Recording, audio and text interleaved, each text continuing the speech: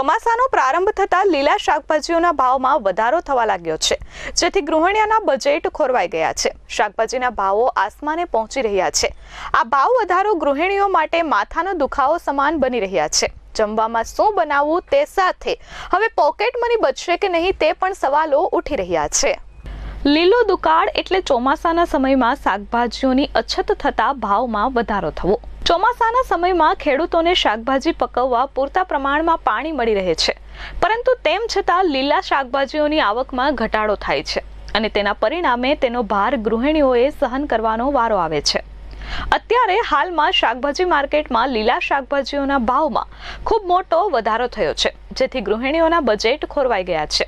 નવસારી બજારમાં શાકભાજીના ભાવની વાત કરીએ તો ભીંડા 50 રૂપિયા કિલો, ધાણા 60 રૂપિયાના કિલો, ટામેટા 100 રૂપિયા કિલો, મરચા 100 રૂપિયાના કિલો, પાપડી 90 રૂપિયાની કિલો, રીંગણ 60 રૂપિયાના કિલો સાથે આદુ અને લીંબુના ભાવમાં પણ વધારો થયો છે। તમામ શાકભાજી અત્યારે 70 રૂપિયાથી લઈ 100 રૂપિયામાં બજારમાં મળતા થયા છે, જેને પગલે મધ્યમ વર્ગ અને ગરીબ વર્ગે ભારે મુશ્કેલીનો સામનો કરવો પડી રહ્યો છે, કારણ કે તેમના બજેટ ખોરવાઈ ગયા છે।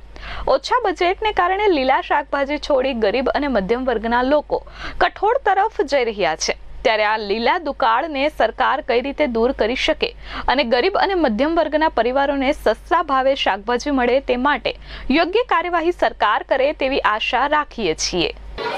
હું જિજ્ઞાસા પારેખ। હર વખતની જેમ આ વખતે બી ચોમાસામાં શાકભાજીના ભાવ ઉતરચઢ થયા જ કરતા હોય છે અને આ વખતે બી એઝ યુઝ્યુઅલ દરેક શાકભાજીનો ભાવ ખૂબ વધી ગયેલો છે। એટલે અમારા જેવા ગૃહિણીઓને વાનગીઓ બનાવવાની હોય કે એવું કંઈ હોય તો ખાસ કરીને અગવડ પડ્યા કરતા છે। બહુ મથામણથી અમારે સવારને સાંજની રસોઈ વિચારીને બનાવવાની આવતી છે અને દરેક શાકભાજી ટામેટાથી લઈને આદુ મરચાં બધું જ ઓલમોસ્ટ 100 રૂપિયાની આસપાસ છે। એટલે દરેક ગૃહિણીઓને કંઈ ને કંઈ બનાવવાનું હોય જ, ફરમાઈશ ઘરની બી હોય છે પણ બજેટ ખોરવાઈ જતું હોય છે। ચંદુભાઈ અહીંયા 50 વર્ષથી બહુ ફૂલ ટાઈટ બજાર, બહુ મોંઘું પડે શાકભાજી, કમિશન શેષ માર્કેટમાં પેલા લોકો અમે સુરતથી ભરી લાવીએ તો બી અહીંયા ભરવું પડે। આજે 20,000 રૂપિયા માલમાં 400 રૂપિયા તો મારી શેષ જ જાય। 400 રૂપિયા ખાલી શેષ, સુરતમાં 200 લઈ અહીંયા પોકટના જ અહીંયા કંઈ લાગે વર્ગીને અમારો ડાયરેક્ટ માલ આવે તો બી 200 રૂપિયા આપવું પડે અહીંયા તો જ ટેમ્પો આવે। તેના પછી મોંઘું કેટલું શાક, કમિશન જાય, ખર્ચા બહુ દુકાનમાં, ગ્રાહક લોકોને બહુ મોંઘું લાગે શાક। વટાણા, ફણસી, વેગન જેવા વેગન 40 રૂપિયા 80ના કિલો, પછી કારેલા સસ્તા 10-20 રૂપિયા કારેલા, તેની જગ્યાએ 40 રૂપિયા કારેલા છે।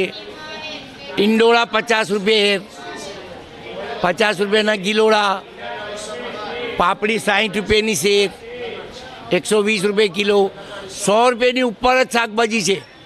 દીપક વસાવા, S24 ન્યૂઝ, નવસારી।